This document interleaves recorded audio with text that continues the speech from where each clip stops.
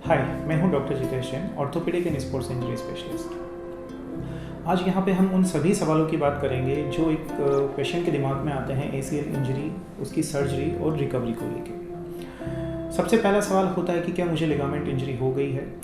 यदि घुटने में चोट लगने के बाद आपको तेज़ी से दौड़ने में, तेज़ी से चलते हुए मुड़ने में या जंप करने में असुविधा है, या आपको लगता है कि आप गिर जाओगे, या आपको घुटने के मुड़ने का डर लगता है, तो ये इंडिकेट करते हैं कि आपको शायद लिगामेंट इंजरी हो गई है। इस स्थिति में आपको एक कंसल्टेशन लेना चाहिए स्पोर्ट्स इंजरी स्पेशलिस्ट से। फिर जो सेकंड क्वेश्चन होता है कि अच्छा, मुझे लिगामेंट इंजरी हो गई है तो क्या मुझे सर्जरी करवानी चाहिए या नहीं। यदि आप यंग हैं, एक्टिव हैं, यदि आपको चलने और दौड़ने में, जैसे मैंने बताया, इंस्टेबिलिटी होती है कि आप तेज़ी से चलते हुए मुड़ना चाह रहे हैं या दौड़ना चाह रहे हैं या जंप करना चाह रहे हैं, तो आपको लगता है कि आप गिर जाओगे, और आपकी MRI रिपोर्ट में यदि कंप्लीट टेयर है या ACL इंजरी के साथ आपको दूसरी घुटने की चोट से आपको घुटने की दूसरी चोट भी लगी है, जैसे कि कार्टिलेज में टेयर हो गया या दूसरे लिगामेंट भी टेयर हैं, तो निश्चित रूप से आपको सर्जरी करवानी चाहिए। फिर मुझसे क्वेश्चन जो अक्सर पेशेंट्स पूछते हैं वो है कि मुझे कौन सा स्क्रू लगवाना चाहिए।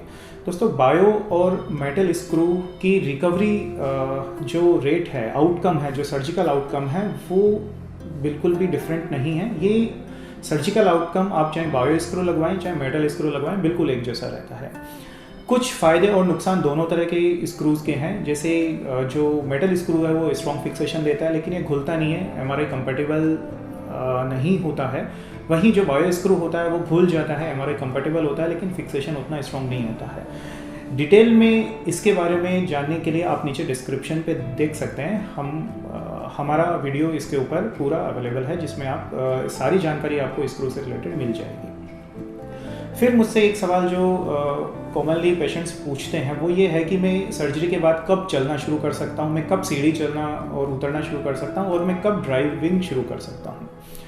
दोस्तों, सर्जरी के बाद आप चलना शुरू कर सकते हैं नेक्स्ट डे से, लेकिन इसके लिए ज़रूरी है कि आपको सिर्फ ACL टेयर हो और आपकी सर्जरी में सिर्फ ACL रिकंस्ट्रक्शन हुआ हो। यदि आपको ACL टेयर के साथ दूसरी भी चोट है, जैसे कि मेनिस्कस की चोट है या मेनिस्कस रिपेयर हुआ है या दूसरे लिगामेंट की भी सर्जरी हुई है, तो आपको सर्जन आपको सजेस्ट कर सकते हैं कि आपको अभी चलते हुए अपने पाँव पे वेट नहीं लेना है अगले कुछ वीक्स तक। तो ये डिपेंड करता है कि आपको किस तरह की चोट लगी और क्या सर्जरी हुई है। यदि आपको सिर्फ ACL सर्जरी हुई है, सिर्फ ACL रिकंस्ट्रक्शन हुआ है, तो आप चल सकते हैं अगले ही दिन से सर्जरी के बाद।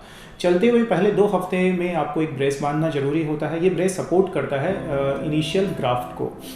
ये ग्राफ्ट हम एक लचीले हैमस्ट्रिंग टेंडन से बनाते हैं, जिसमें की प्रवृत्ति होती है इलास्टिसिटी की, तो वो खिंच जाता है। इसी खिंचाव को रोकने के लिए इनिशियली ग्राफ्ट को सपोर्ट करना पड़ता है ब्रेस की सहायता से। तो शुरू के 2 हफ्ते मैं अपने सारे पेशेंट को रेकमेंड करता हूं कि चलते हुए एक ब्रेस पहने। सीढ़ी उतरना चढ़ना भी आप शुरू कर सकते हैं अगले ही दिन से, और जैसे कि चलने के लिए आपको ब्रेस बांधना जरूरी है, उसी तरह सीढ़ी उतरने चढ़ने में भी आपको शुरू के 2 हफ्ते तक ब्रेस बांधना जरूरी होता है। ये ब्रेस आपको बांधना चाहिए रात को सोते हुए भी। मतलब आपको ब्रेस सिर्फ एक्सरसाइज करने के लिए खोलना है, या आप कुछ टाइम रिलैक्स होना चाहते हैं अपने पाँव को बिस्तर में सीधा रख के सोते हुए, तो आप ब्रेस खोल सकते हैं। अदरवाइज आपको 24 घंटे ब्रेस पहनना है इनिशियली 2 हफ्ते। 2 हफ्ते के बाद ब्रेस हटा दिया जाता है, और उसके बाद फिर शुरू होती है कुछ एक्सरसाइजेज जो कंटिन्यू रहती हैं 6 से 9 महीने के लिए। ये एक्सरसाइज उतनी ही ज़रूरी है सर्जरी के लिए जितना रिकवरी के लिए जितना कि सर्जरी ज़रूरी होती है। फिर क्वेश्चन आता है, मैं ड्राइविंग कब कर सकता हूँ। ड्राइविंग में अपने सारे पेशेंट्स को रेकमेंड करता हूँ कि जब उनके घुटने की पूरी मूवमेंट्स आ जाएं और इनिशियल स्ट्रेंथ आ जाए, जिसमें कि एग्रेसिव रिहेबिलिटेशन के साथ 2 से 2.5 महीने का समय लगता है, उसके बाद आप ड्राइविंग कर सकते हैं। तो बाइक या कार आप चलाना चाहते हैं तो 2 से 3 महीने के बाद आप आराम से चला सकते हैं।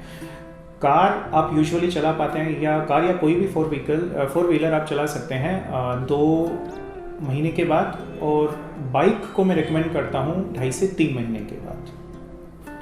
फिर सवाल मुझसे पूछते हैं जिम एक्सरसाइजेज कितनी करनी चाहिए और कब तक ये कंटिन्यू रहेंगी। एग्रेसिव रिहेबिलिटेशन प्रोग्राम जिसको कि मैं रिकमेंड करता हूँ, उसके अंदर जिम एक्सरसाइजेस तीसरे हफ्ते से शुरू हो जाती हैं, और बेस्ट रिकवरी डिपेंड करती है कि ये हम प्रॉपरली इन एक्सरसाइजेज को फॉलो करें जो कि कंटिन्यू रहती हैं 6 से 9 महीने तक। तो जिम की एक्सरसाइजेज हमें करनी चाहिए जो दूसरे हफ्ते से शुरू हो जाती है, मतलब पहले महीने से लेके 6 से 9 महीने तक, डिपेंडिंग ऑन कि आपका प्रोफेशन क्या है, आप स्पोर्ट्स पर्सन है या नहीं, ये एक्सरसाइजेज कंटिन्यू रहती हैं। तो 6 से 9 महीने तक आपका ये रिहेबिलिटेशन प्रोग्राम कंटिन्यू रहता है।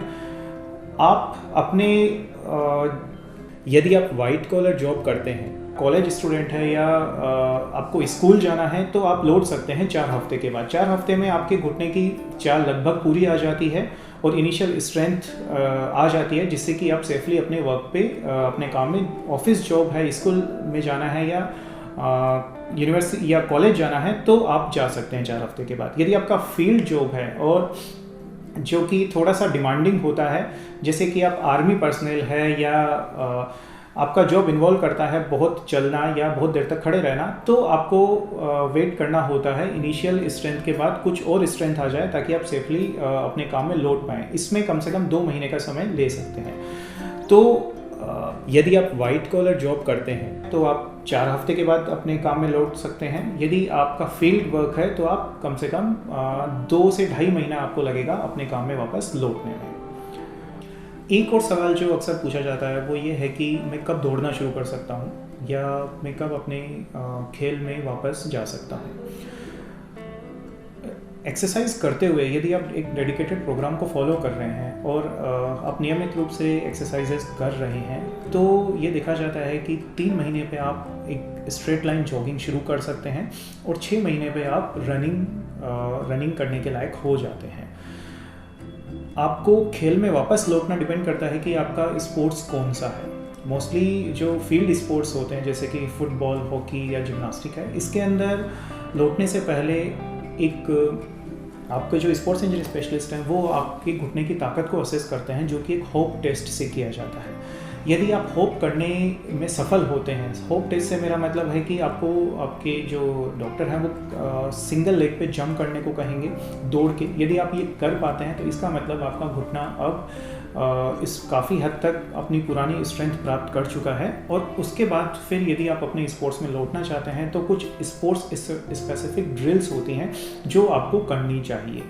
ये स्पोर्ट्स स्पेसिफिक ड्रिल हर स्पोर्ट्स के लिए स्पेसिफिक होती हैं। जैसे आप फुटबॉल खेलते हैं तो आपको कौन सी एक्सरसाइजेज हैं जो फुटबॉल खेल आपको वापस स्पोर्ट्स में लौटने से पहले की जानी चाहिए, इनको स्पोर्ट्स स्पेसिफिक ड्रिल्स कहते हैं। 6 से 9 महीने में ये स्पोर्ट्स स्पेसिफिक ड्रिल आपको करनी चाहिए और उसके बाद फिर आप सेफली अपने स्पोर्ट्स में लौट सकते हैं।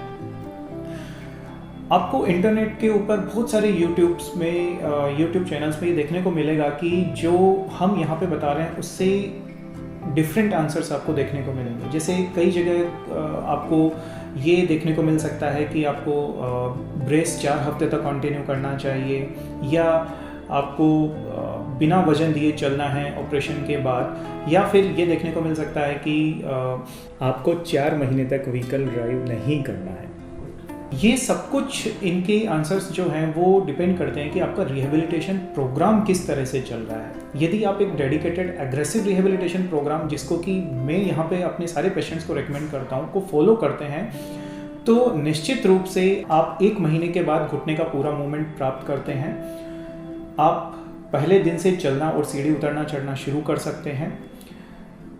3 महीने पे जॉगिंग, 6 महीने पे रनिंग और 6 to 9 मंथ्स पे आप स्पोर्ट्स में वापस लौट सकते हैं।